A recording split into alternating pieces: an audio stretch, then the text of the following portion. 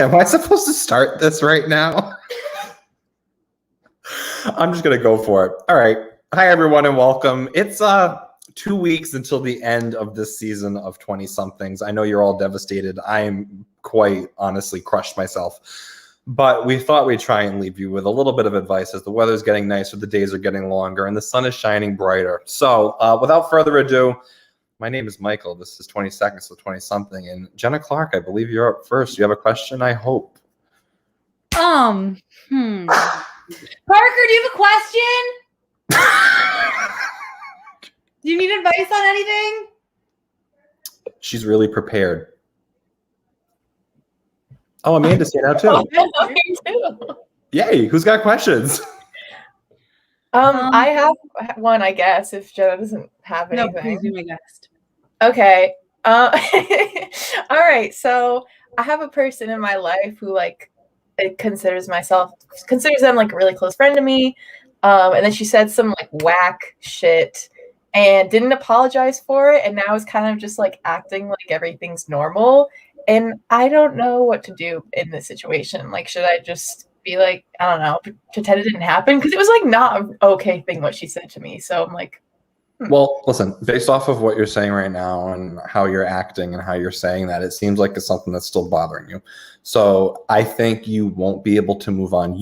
She might, you might not be until you address it and you find out exactly what happened and, clarify whatever was going on. Because, if you're going to be friends with someone, you don't want it to be awkward. You want it to just be, friends. That's what friends are for. Friends are there to lean on, not to avoid when you're uncomfortable. So if it's something that is bothering you that much, which seems like it is, I would totally recommend talking to her and figuring it out and trying to go from there. Okay, sounds good. You're right. It's difficult, but you can do it. I hope. Fingers crossed. Okay. Jenna, how have you done? I have a question. I just came up with this. I'm scared that my intended major may not work out. What should my backup plan be? You need to follow your heart. And I know that following your heart isn't always possible, especially when, we have rules in the academic world of, what keeps you in your program, what does not. But I think the biggest thing that you can do is there's always someone there to help you. Find someone to help you. If you can't get in touch with the person, like maybe your advisor who you want to speak to, find someone else. I had a lot of trouble my freshman year when I was trying to decide what I wanted to do. My advisor absolutely sucked. I found someone else. They were able to help me. Don't give up, advocate for yourself, and don't wait till last minute, because if you do it now, it shows that you're trying. It already is last minute. Well, today last minute is better than next week last minute, so get it done. Do it now. That seemed really rough. I feel so bad. Annie's sitting here. She's like, that was really harsh. Nate, how are you? Not bad, just tired. How about you? I am absolutely wiped. What's going on? So finals are coming up soon, and I think I'm going to have like 3 papers that I'm going to have to do. So how am I going to be able to manage my time and still get like enough sleep and stuff? Yeah, so I am in the same position between all my final papers, class, and work every day. I am exhausted. And I think the most important thing, not so much balancing your time, but just make sure that you're not skimping out on sleep time. You need sleep. If I'm tired and I can sit down in front of my computer and try and do work, it's not going to happen. It's absolutely pointless. If I'm tired, I can get nothing done. Whereas if I'm awake, I could do a lot more. So focus on your sleep, get to bed at a reasonable time, make lists, hold yourself accountable, get the distractions away, put the phone away. Just, let your friends know I've got work to do.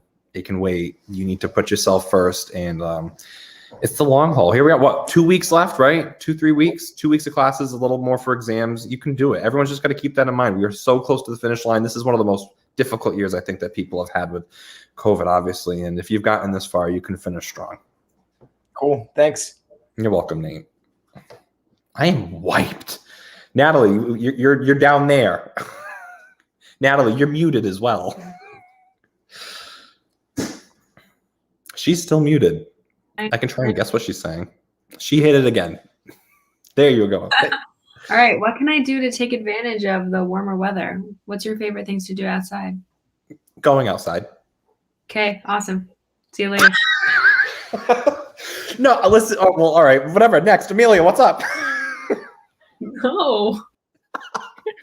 I am not one who likes outside. Amelia, I know I've talked to you about it. I've kind of had this little bug for going on walks lately, but I can never go by myself. I can't motivate myself to do it, so I need to go with someone. If you ever want to go on we're a walk, supposed to go on a walk. What?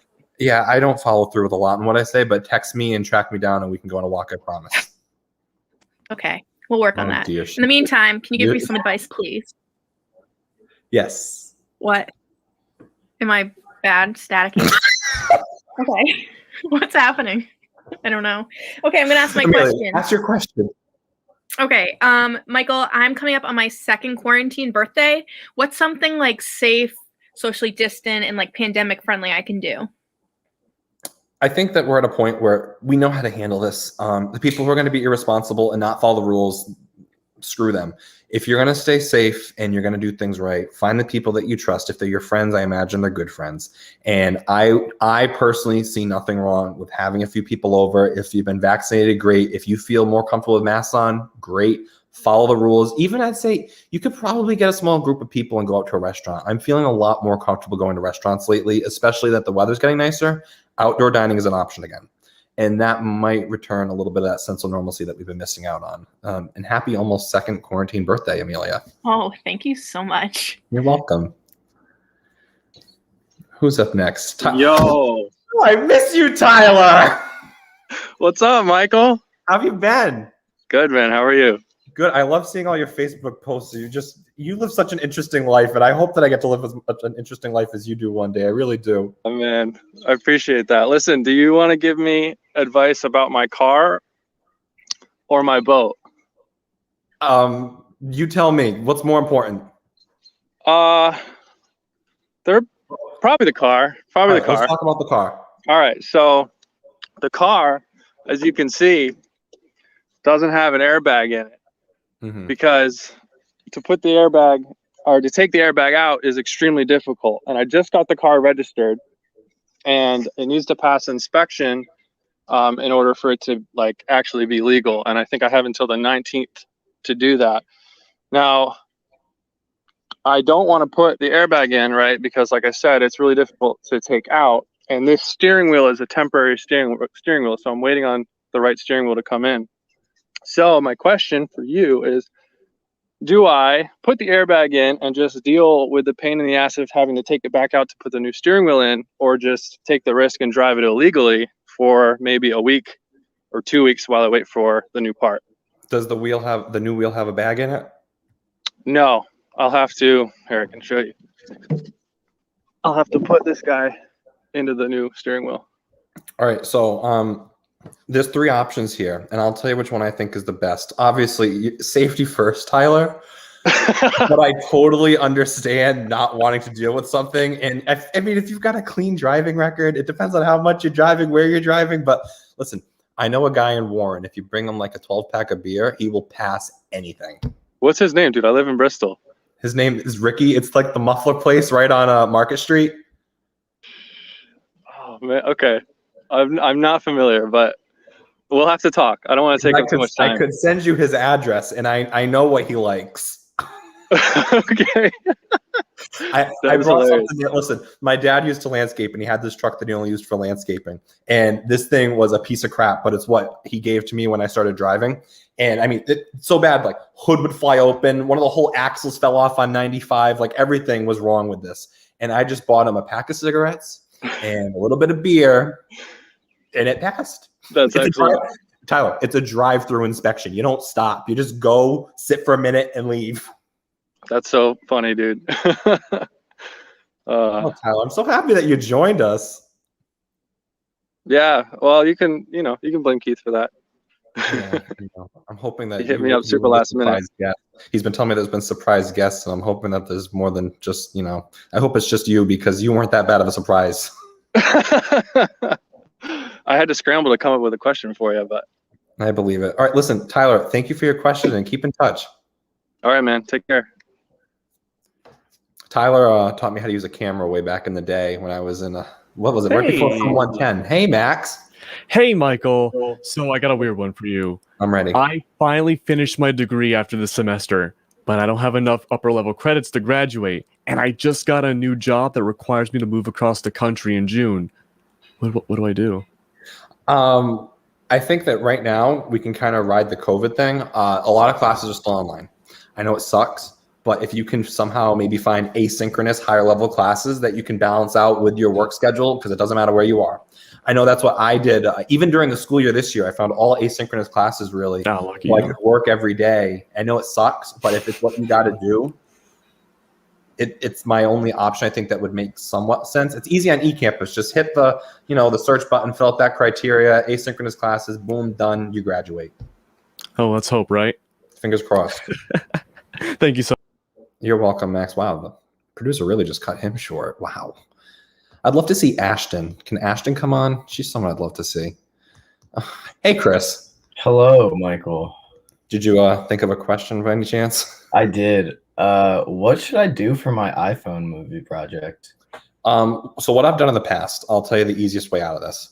One, don't overthink it. But two, if you look past to things maybe that you've started doing and you just haven't had the motivation to finish, and there's not like a super amount of work you have to do, but it's something that you'd benefit from if it was done.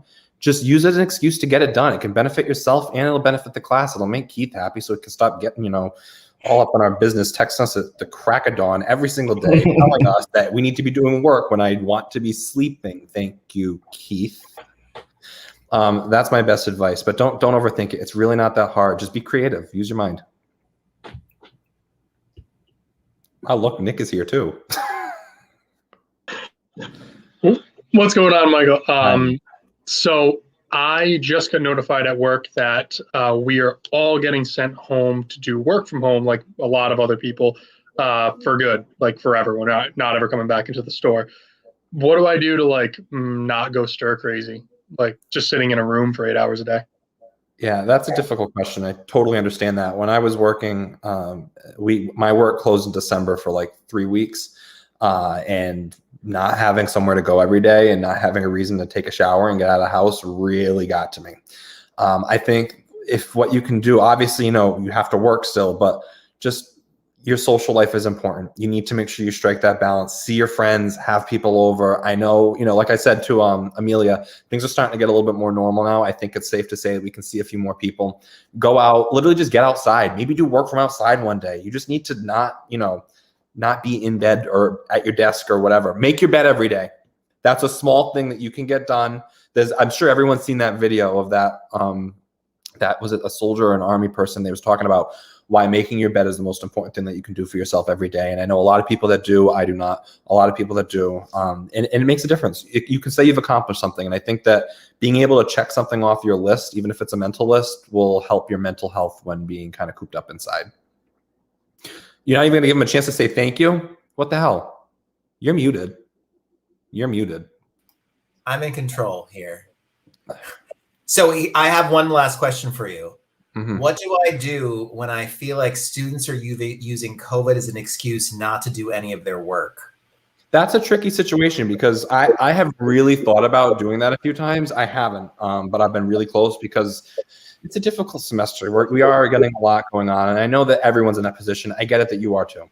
But, I mean, I don't think it's appropriate for you to challenge someone on something that's going on. I mean, if you have a genuine concern, you can do your sneaky backdoor let me alert someone program. But if it really is bothering you that much and you think it's happening and you feel like you have a good relationship and connection with the student, just be honest and explain how you feel, and they can explain their side of the story. But it's tough on all of us. And I think it's really important that we as students need to acknowledge that it's a lot on you too. And I get that. I do. Can I just have them talk to you? No, you may not. I'm going to have them. They'll be asking you more questions next week when we have more surprise guests. Was Tyler the one surprise? There could be something else. You never know. I got to go check who else is coming in. Well, there's nothing else going on. So what am I supposed to do? Just keep talking to nothingness right now? I'd love some advice. You want a house tour? What do you want? End segment. All right, everyone. Thank you so much for joining. As always, it was so nice to see you, Tyler, if you're still on there. But thank you for coming on. I love the special guest. It's a nice little surprise. Make sure to follow us, 20Somethings TV on YouTube, 20Somethings TV on Instagram. Watch the live stream, watch them after they're posted, and just sit back and enjoy it. We've got one more week left after this, and you don't want to miss it. Apparently, it's going to be action-packed and suspense-filled. Have a wonderful rest of your week, everyone. Take care.